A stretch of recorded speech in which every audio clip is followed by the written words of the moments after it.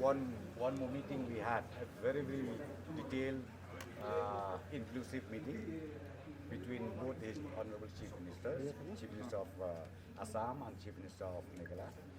And I would like to inform you that more or less we almost completed to reach to the agreement in those areas which ever we already inspected.